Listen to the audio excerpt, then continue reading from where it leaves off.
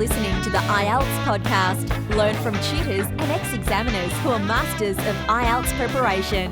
Your host, Ben Worthington. A guide to improve your IELTS reading.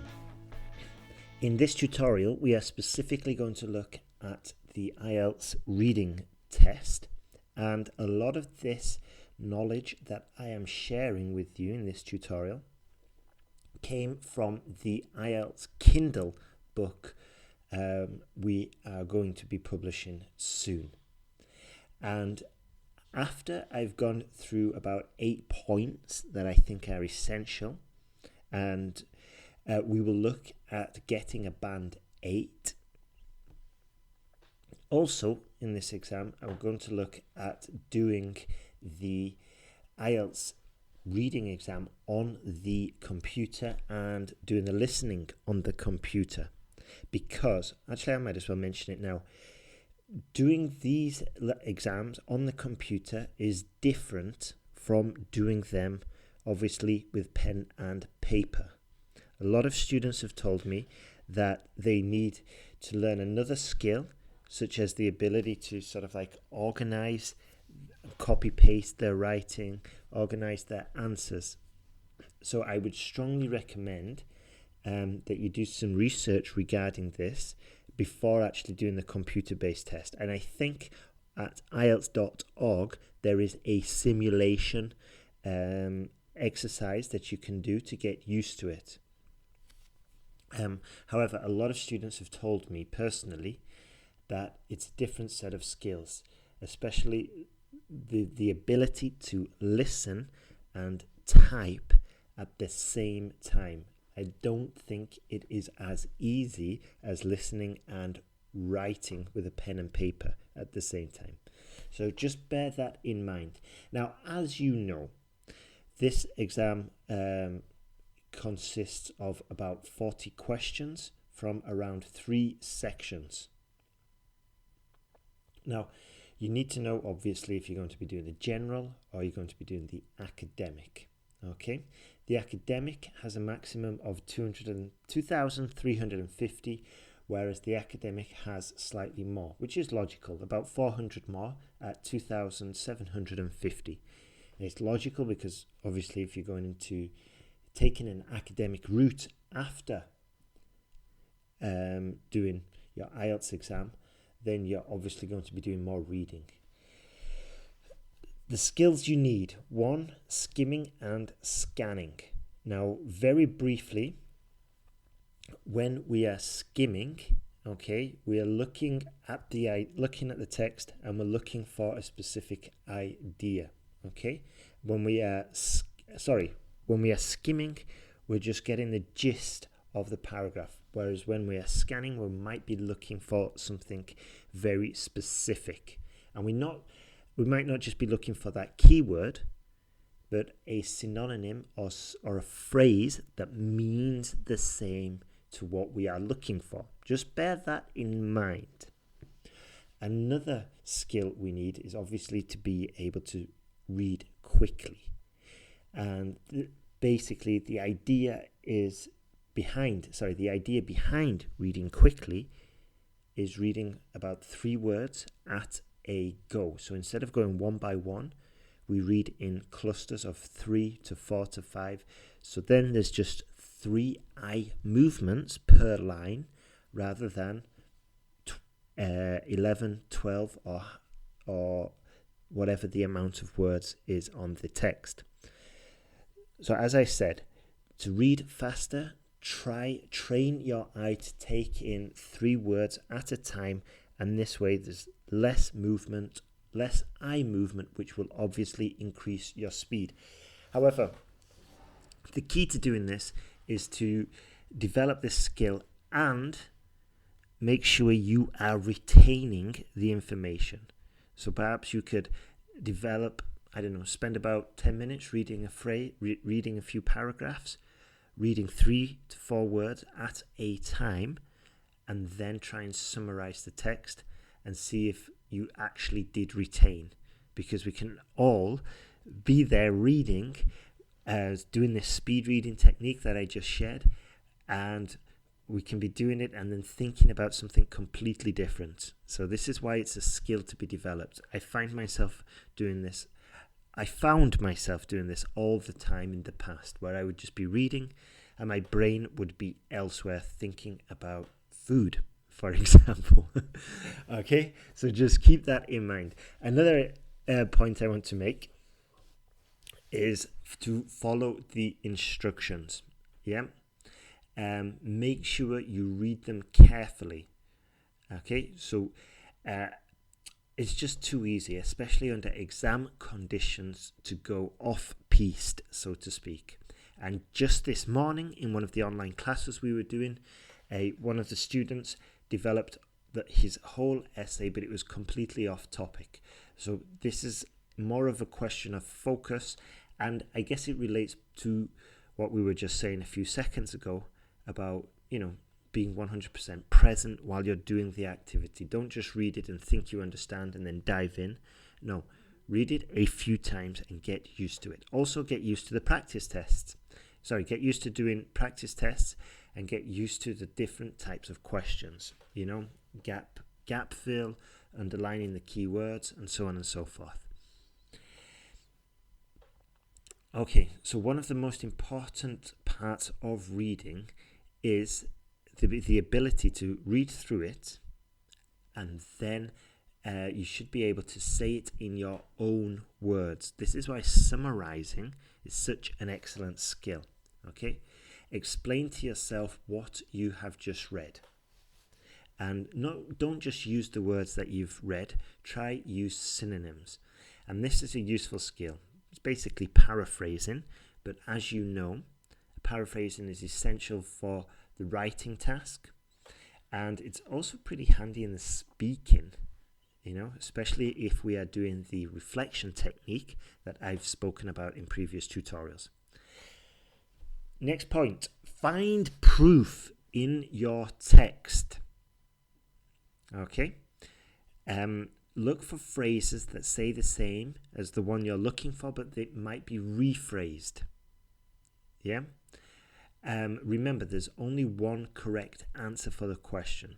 So you need to find this evidence. You need to be certain. And as I said, we're not only looking for rephrases, we're looking for synonyms, and read around that specific phrase or word that you've found, because there might be one of those little tricks like they do in the listening where later they contradict what they say. Okay? Or maybe they might have prefaced it with a certain piece of information that basically invalidates all the words afterwards. Okay, so just read around once you've found what you think you're looking for. Let me say that again. Read around what you think you've found is what you're looking for. Okay, and that's not a song lyric, I promise you. Now, don't panic if you don't understand some of the words. When you started learning English, you probably realized you didn't need to understand 100% of what was being said to you. This happened to me when I was learning Spanish. I just finished my university education in Manchester, and then I had my final university year in Murcia in Spain. And when I got over there, I couldn't understand hardly anybody. And then I tuned into how they were speaking Spanish, quite a unique Spanish actually in Murcia, or Murcia, as I kept getting corrected. And anyway, I quickly learned just to identify key words, and from that, plus the context, I could grasp what was being said. And then eventually, by the time I'd formulated my answer, the conversation had moved on. But anyway, it's a start. I got the key words, I understood the context, and from those keywords, I could start formulating my answer. Eventually, I got fast enough to reply in a group conversation, and that was a very happy day. So if you're at that stage with your English where your answers are still not fast enough, do not worry. It will come. It just needs a little bit of patience, a little bit of dedication. Now, back to the reading. if you don't understand a word, it doesn't matter. Carry on. Maybe, put a circle around it. Maybe star it with an asterisk. Get into the habit of doing this. It's called active reading. And sometimes you can logically deduce what it means. I know that Greek, people who know Greek, also known as Greek people, or the Greeks, they have a tremendous advantage because a lot of vocabulary in English came from the Greeks. Basically, there's a lot of Latin words in English, and a lot of the Latin words came from Greek. And they can understand, and they've got a very easy job when it comes to deducing meaning. Anyway, just guess, okay? Guess the words, put them in context, and it's not as bad as you may think. What is terrible, though, and is completely inexcusable, is to leave an answer blank. So always put an answer there. You are not going to lose points, so it's ridiculous not to have a shot anyway. For example, if it's multiple choice and there's 4 options, you've got at least a 1 in 4 chance. Okay, and it could just be the point that pushes you from 6.5 to 7. Next point is understanding your weakness. This is why I've said, if you've got about 30 days to prepare, you need to be doing practice tests and you need to be isolating where you're losing points. If you've got 10 days, follow the same strategy and just focus on those areas of the exam where you tend to lose your points. If you've got 3 or 4 months to prepare, then perhaps you may have the luxury just to start reading what you enjoy, and then nearer the exam, start doing the practice tests. I'm saying this because it can take a lot of motivation to do these practice tests, and you don't want to burn out before the test, okay? Or another strategy is if you've got your exam coming up in a few months, just do a practice test every week. But I would strongly recommend taking the same approach, i.e. isolating the areas where you lose points. It might be gap fill, it might be time management. Identify that and then work on that specific area or that specific skill. Now, if you're aiming for an 8, this is the second part of the tutorial. If you're aiming for a band 8, then you need to be improving your vocabulary. And this is why, if you can work on your language skills while you're focusing on a certain part of the exam, it's really handy. And I mentioned this because in the online course, we recently covered a tutorial about how to get ideas. And there's a process I shared where you not only get ideas, where you go online, you search for ideas, but while you're doing it, you're acquiring topic-specific vocabulary. You're on the lookout for collocations. You're on the lookout for certain phrases that you would only find in this topic. And also, if you're especially aware of this, you can also find phrases that you can later use in your writing. Anyway, to cut a long story short, improve your vocabulary. Look at academic text and start building your vocabulary bank and translate it into your own language, and then later in the day translate that list back into English. And if you develop the daily habit of doing this, you will quickly find your vocabulary expanding. As I said before, summarizing and paraphrasing is essential. All right. How can you get better at this? Well, start building your synonyms. Start introducing this into your speaking conversation. I was basically on a group call the other day, and I became aware of a technique a friend uses when he wants to understand a situation, and it made him sound really intelligent. And basically, somebody would describe the problem in this group call, and then the other person would basically summarize it and give it back to that person, you know? And if you can do that when you're talking with someone, it shows that you've got a high level in the language, because not only are you able to take those ideas on board, but if you can reproduce something similar in the same words. So get into the habit, or not into the habit, but at least be on the lookout for the opportunity to use this skill. So for example, if someone's telling you they've got a big problem, I don't know, my mum's really angry with me because I left the kitchen in a bit of a mess last night. I don't know why she's so angry. She also leaves it in a mess. When you're talking to that person, you can say, so you think your mother treats you unfairly regarding the condition of the kitchen? Yeah, and you just summarized it and basically rephrased it. Obviously, we want to be spell checking our answers. Having poor spelling for the IELTS exam is inexcusable.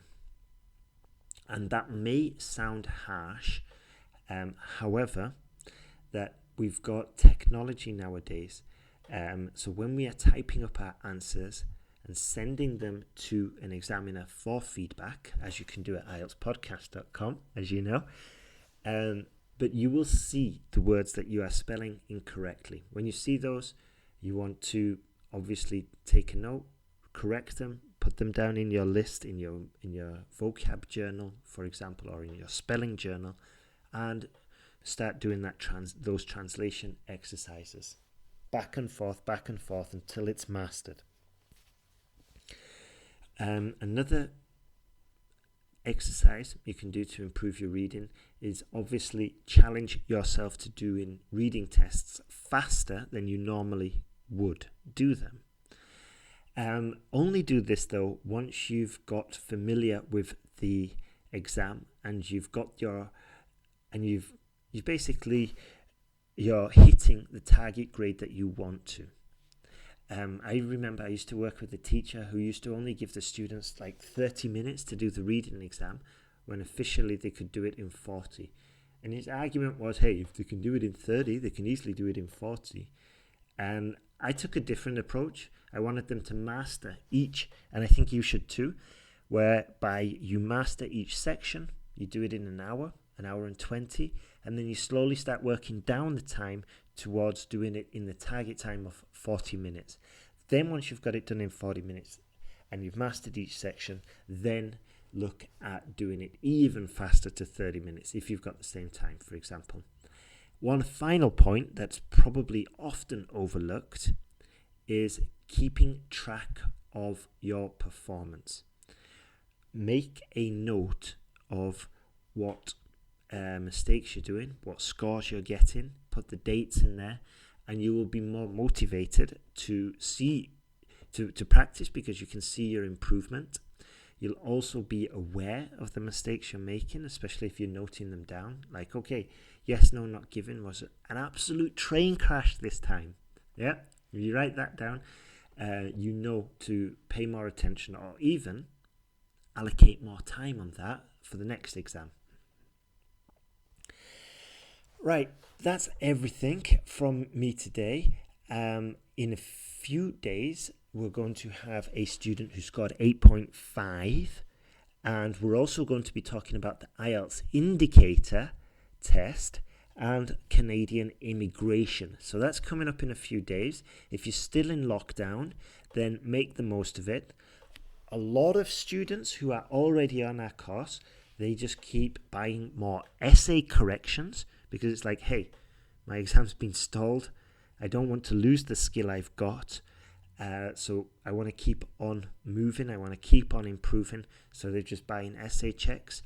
And yeah, I think it's a very smart idea. So if you're in lockdown and you want to make the most of it, especially if you're frustrated with your IELTS improvement and you want to be moving forward faster and improving faster, then now is a good opportunity to take advantage of this lockdown and get your work, get your study plan, and get your IELTS preparation into a structured format where you can move forward and improve much faster. That's everything from me today. And by the way, if you're on our email list and you're on the online course, then you probably picked up the bonus that we were offering. We were offering some discounted speaking feedback reviews, which are going well. I offered them to the students on the email list. So that's another reason why joining the email list is a good idea. And for the students who are already on the online course, we offered this feedback for free. And it went pretty good, actually. And that's another episode that's coming up in a few days. So if you've got any questions, don't hesitate to contact us. If you're under lockdown and you're suffering, you're struggling, you're finding it hard, a couple of weeks ago I did a Corona IELTS podcast, which I think will helps you. We talk about strategies of organizing your day, getting a routine, taking charge, putting in a schedule, and self-study exercises you can do where you don't need a teacher and you can just sit down and jump straight into them, rather than saying, for example, okay, Tuesday I'm going to do IELTS writing and then figuring out what to do. These were all very actionable, very practical, and valuable exercises to do. That's everything from me today. Finally, we finished. And remember, if you've got any friends struggling, tell them to get in contact with us at IELTSPodcast.com. Remember, we've got the IELTS forum now. We've got a teacher in there daily answering your questions, and the online classes are going really well.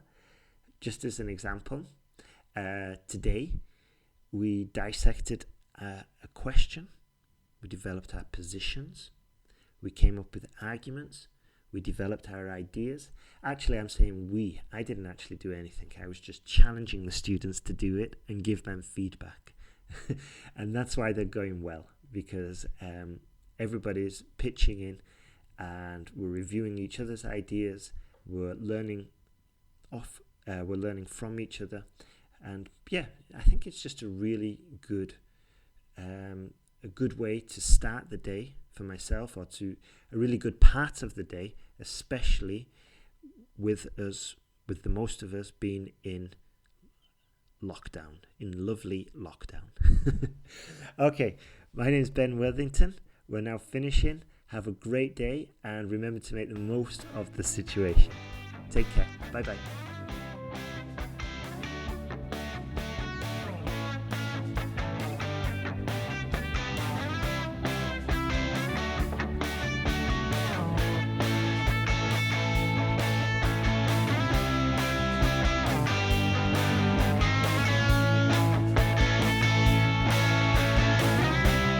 Thanks for listening to IELTSPodcast.com.